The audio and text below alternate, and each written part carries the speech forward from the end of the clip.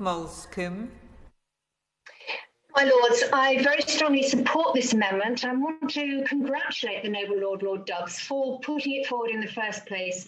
And I think that his own personal experience of being part of Kinder Transport in 1939 actually adds real texture to the amendment and makes it perhaps very personal. And therefore, he is somebody who can understand what it's like for these children. He actually came over legally, but of course, many of these children are coming over illegally. However, this amendment is about family unity. And who can say that family unity isn't a good idea?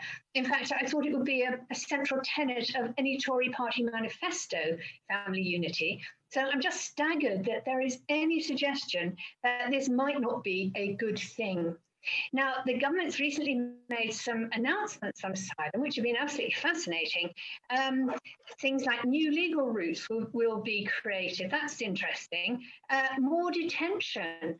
And as has been pointed out already, detention costs a lot of money. And of course, it's very damaging for mental health for people who are detained as well. So all in all, more detention might not be the best thing. And of course, our Home Secretary seems to mix up asylum seekers and foreign criminals. Now, I've no idea why she should experience that sort of confusion. But of course, it might be because the government wants us to fear such asylum seekers, such refugees. This is something possibly they are creating out of nowhere. And I'm curious about how the government can make announcements of this kind without anything of substance in it. Lawyers have looked at it, QCs have looked at it, judges have looked at it, and really they can't find much of value in there. And therefore, why bother making such ridiculous statements? Except, of course, and this is a question I would like the noble lady, the minister, to answer.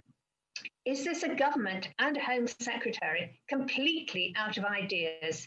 In which case, accepting this amendment would be a very good idea indeed, because it would actually allow us to have some stability in our asylum system and hopefully do less damage, be less inhumane, and a more welcoming country.